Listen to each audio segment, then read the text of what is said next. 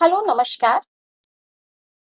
स्वागत है आपका उमा ब्लॉग्स में। आज हम बात करेंगे महिलाओं के स्वास्थ्य से जुड़े एक बहुत ही इम्पोर्टेंट टॉपिक पर, मेंस्ट्रुअल डिसऑर्डर्स यानी मासिक धर्म संबंधी विकार। पीरियड्स हर महिला के जीवन का एक सामान्य हिस्सा है, लेकिन क्या हर बार होने वाला दर्द सामान्य होता है या बहुत ज्यादा ब्लीडिंग को नजरअंदाज करना चाहिए?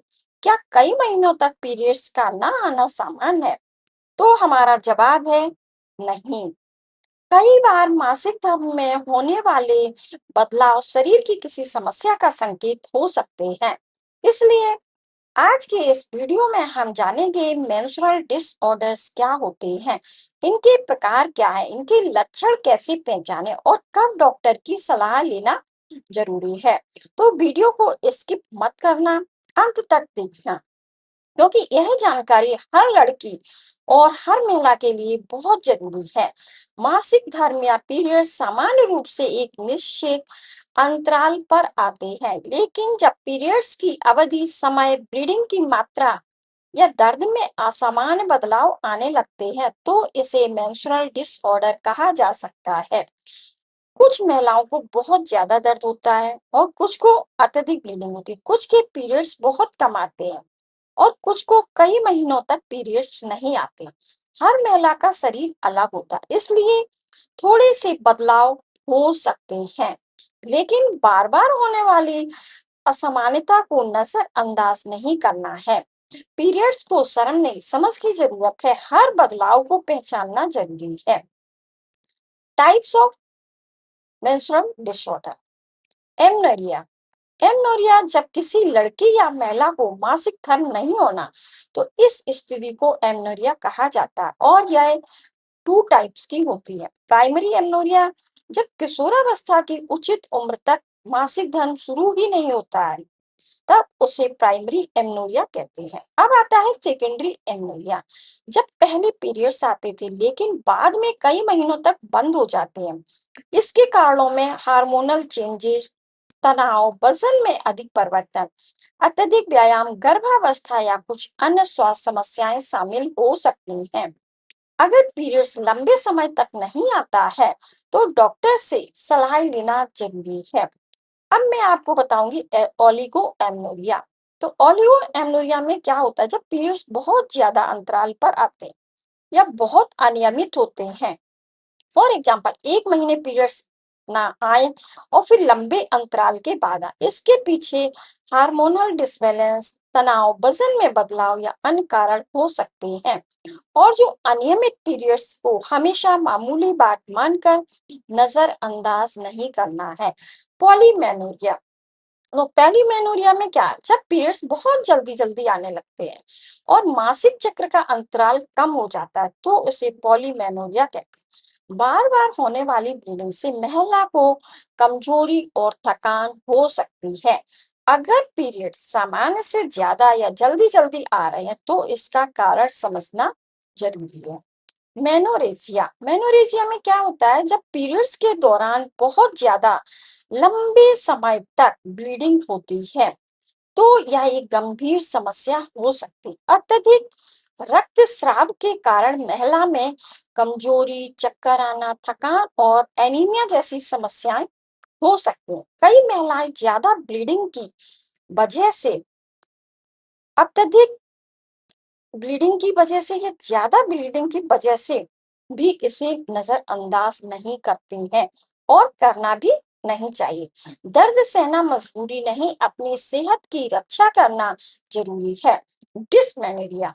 तो पीरियड्स के दौरान अत्यधिक दर्द होने की स्थिति को डिसमेनोरिया कहा जाता है। कुछ महिलाओं को हल्का दर्द होता है जो सामान्य हो सकता है, लेकिन अगर दर्द इतना ज्यादा हो कि रोजमर्रा की काम करना मुश्किल हो जाए, तो उस पर ध्यान देना जरूरी है। अत्यधिक दर्द के साथ उल्टी, कमजोरी, चक्कर या बेहोशी जैसी समस्या हो तो चिकित्सक की सलाह लेना चाहिए। अब आता है pre menstrual syndrome, PMS. Period आने से पहले कुछ महिलाओं में शारीरिक और भावनात्मक बदलाव दिखाई देते हैं। इसे प्री मेंस्ट्रुअल सिंड्रोम यानी पीएमएस कहा जाता है। अब इसके जो लक्षण है वो है मूड में चेंजेस, चिड़चिड़ापन, थकान, पेट फूलना, सिर दर्द और ब्रेस्ट में भारीपन, भावनात्मक संवेदनशीलता। यह सिर्फ मूड खराब होने की बात नहीं है। कई महिलाओं के लिए पीएमएस वास्तव में परेशान करने वाला अनुभव हो सकता है और परिवार के लोगों को भी महिलाओं की इस स्थिति को समझना चाहिए और उनका सहयोग करना चाहिए। अब आता है पीएमडीडी। तो कुछ महिलाओं में पीरियड से पहले भावनात्मक और मानसिक लक्षण बहुत अधिक गंभीर हो सकते हैं। इस स्थिति को पीएमडीडी कहते हैं। इसमें अत्यधिक चिड़चिड़ापन, उदासी, बेचैनी और मूड में गंभीर बदलाव फील हो सकते हैं। तो ऐसी स्थिति में क्या करना है? महिला को अकेले नहीं छोड़ना, जरूरत पड़ने पर हेल्थ स्पेशलिस्ट से एडवाइस लेना भी महत्वपूर्ण है। अब मेंस्ट्रुअल डिसऑर्डर के मुख्य कारण पर सवाल उठता है कि आखिर मासिक धर्म संबंधी विकार क्यों होते हैं? तो इसके कई कारण हो सकते हैं। हार्मोनल डिसबैलेंस, अत्यधिक तनाव, नींद में कमी होना और वजन में अचानक बदलाव, असंतुलित खान पान, अत्यधिक व्यायाम, गर्भावस्था से संबंधित कारक, थायराइड जैसी हार्मोनल समस्या, पीसीओएस जैसी स्थितियां, गर्भाशय या प्रजनन अंगों से जुड़ी कुछ समस्या। हर महिला में कारण अलग हो सकता है, इसलिए केवल इंटरनेट देखकर खुद से बीमारी तय नहीं करनी है। अब किन लक्षणों को नजरअंदाज नहीं करना चाहिए? बहुत ज्यादा ब्लीडिंग हो रही, कई महीनों तक पीरियड्स नहीं आ रहे हैं और असहनीय दर्द हो रहा है, बार बार पीरियड्स अनियमित हो रहे हैं, अचानक पैटर्न चेंज हो गया, अत्यधिक कमजोरी या चक्कर आ रहे हैं, तो डॉक्टर या योग स्वास्थ्य विशेषज्ञ से सलाह लेना चाहिए। अपनी सेहत को मत करो नजरअंदाज, सही समय पर जांच है सबसे बड़ा इलाज। तो मासिक धर्म के दौरान क्या ध्यान रखना है? दोस्तों, मासिक धर्म के दौरान अपनी सेहत का ध्यान रखना बहुत जरूरी है। तो इसमें क्या करना? संतुलित भोजन करना, जिसमें हरी सब्जियां, फल, प्रोटीन और पोषण से भरपूर भोजन लेना है, पर्याप्त पानी पीना, शरीर को हाइड्रेट रखना जरूरी है, मतलब पानी पीते रहना, ये नहीं कि पानी मन नहीं कर रहा तो पानी नहीं पी रहे। आसान और नींद पूरी करना है। तो जब हम आराम करेंगे और नींद भी पूरी करेंगे तो तनाव हार्मोनल संतुलन को प्रभावित कर सकते हैं। हाँ, हल्की शारीरिक गतिविधि करना, हल्की वॉक या शरीर के अनुसार सामान्य गतिविधि करना। तो दोस्तों, आज का हमारा टॉपिक आपको अगर यूजफुल लगा हो तो हमारे टॉपिक को, अगर आपके पास समय नहीं है तो इसको सेव कर लेना, जब भी समय मिले तब आप देख सकते हैं। मिलते हैं अगले वीडियो में एक नए इंपॉर्टेंट टॉपिक के साथ। तो हमारे उमा ब्लॉग्स चैनल को लाइक, सब्सक्राइब, शेयर और कमेंट अवश्य करें।